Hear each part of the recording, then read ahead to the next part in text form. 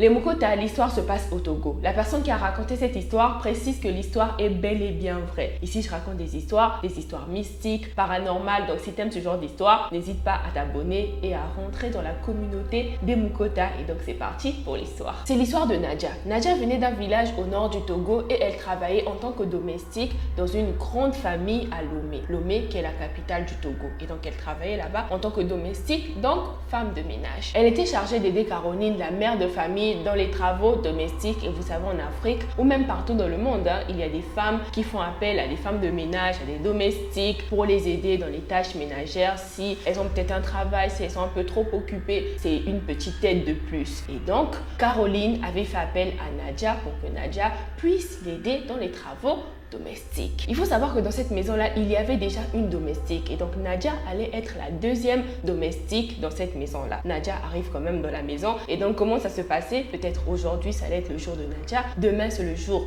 de la première domestique, donc ainsi de suite. C'est comme ça que ça se passait. Et donc bizarrement, subitement, la première domestique était partie. Et donc elle est partie sans raison valable, elle est partie comme ça. Et donc c'est Nadia qui gouvernait maintenant la maison. C'était elle la seule domestique dans cette maison.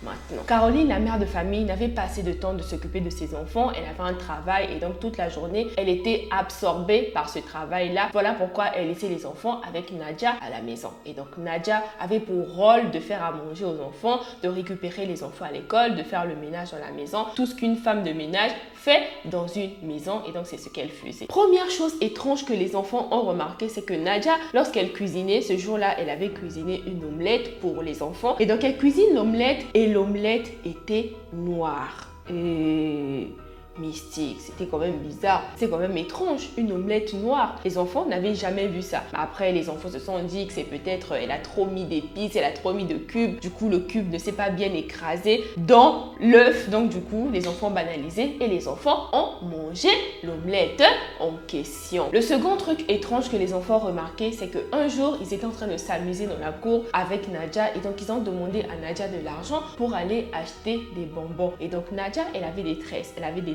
collé sur sa tête et donc Nadia a sorti l'argent de ses cheveux et donc elle a ouvert ses cheveux comme ça et elle a sorti l'argent, elle a donné aux enfants. C'était quand même assez étrange. Où est-ce qu'elle avait trouvé cet argent-là? Comment est-ce que l'argent peut se mettre dans une tresse? Ou comment est-ce que quelqu'un peut cacher l'argent dans une tresse? La troisième chose étrange, bizarre que les enfants avaient remarqué de cette Nadia-là, c'est qu'un jour, lorsque la petite avait fait popo sur elle, vous savez déjà popo c'est quoi? Et donc elle fait popo sur elle, normalement il y a des lingettes et donc Nadia était censée prendre les lingettes là et nettoyer l'enfant, mais c'est pas ce que Nadia fait. Nadia sort de la parcelle, elle va vers chez les voisins, il y avait un arbre et donc elle cueille les feuilles de l'arbre et avec ces feuilles là, elle vient essuyer l'enfant, la petite. Mais bon, les enfants banalisent, ils se disent que c'est peut-être comme ça qu'on fait au village, c'est comme ça qu'on s'essuie peut-être le popota au village, donc du coup, ils banalisent. Les enfants normaux,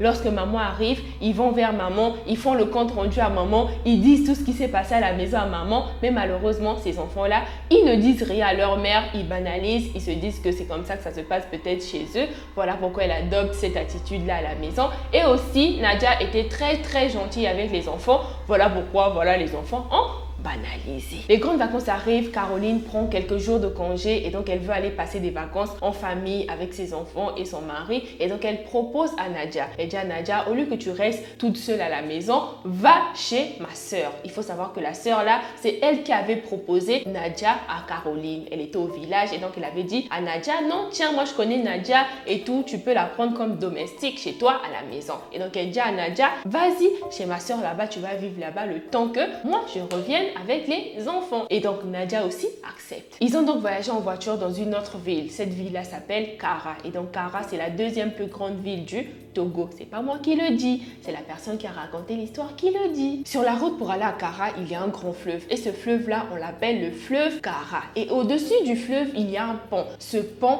est réputé pour de nombreux accidents de voitures mystique. Le voyage se passe bien, ils ont visité tout ce qu'il fallait visiter à Cara là-bas, tout se passe pour le mieux. Et donc sur le chemin du retour, la sœur de Caroline, celle qui était restée avec Nadia, appelle Caroline et elle dit à Caroline, s'il te plaît, fais attention sur le chemin du retour. Et donc Caroline lui dit que moi je conduis toujours prudemment, pourquoi je vais faire attention? Et donc elle lui dit, conduis prudemment s'il te plaît. Et donc quand tu vas arriver, je vais tout t'expliquer. Tu vas m'expliquer quoi? Ils arrivent donc à Lomé, la nuit passe, le lendemain matin, la sœur de Caroline arrive chez Caroline, mais elle vient sans la domestique, donc sans Nadia. Elle vient, elle s'assoit et elle commence à faire des révélations. Et ces révélations-là étaient très choquantes. Elle commence à faire des révélations en disant que Nadia était là pour tuer toute la famille, elle était là en mission depuis le début. Voilà pourquoi elle a fait partir la première domestique qui était là chez eux. Et donc c'était son plan depuis le début pour qu'elle puisse prendre le contrôle de la maison toute seule.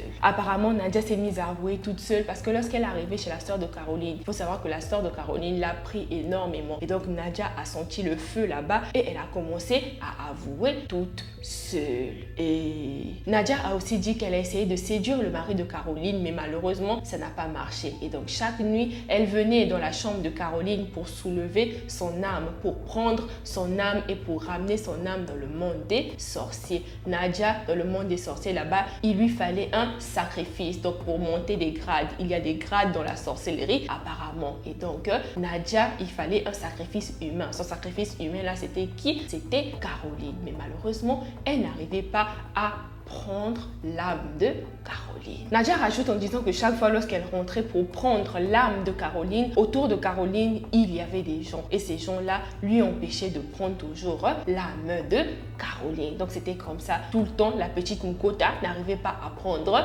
l'âme de Troui. Et elle, dans le monde des sorciers là-bas, Nadia, dans son monde des sorciers, on l'a frappée chaque nuit. Donc aujourd'hui, si elle n'arrive pas à prendre l'âme de Caroline, on la frappe. Demain, elle n'arrive pas à prendre l'âme de Caroline, on la frappe. Et ainsi de suite. Tous les jours, on l'a frappée, on l'a frappée. Voilà pourquoi au réveil, lorsqu'elle se réveillait, elle avait toujours des bleus un peu partout. Apparemment, ce sont les jeux de Nadia lorsqu'elle va en tant que femme de ménage dans une famille. C'est comme ça qu'elle fait. Elle détruit énormément de familles. C'est comme ça, c'est son travail, c'est ce qu'elle fait. Nadia avait aussi dit à la sœur de Caroline qu'elle urinait souvent dans la nourriture des enfants, dans la nourriture de tout le monde dans la maison. Et donc, tout le monde dans la maison mangeait la nourriture à base des urines. Ce n'est pas moi qui ai mangé cette nourriture, mais c'est vous qui avez mangé la nourriture.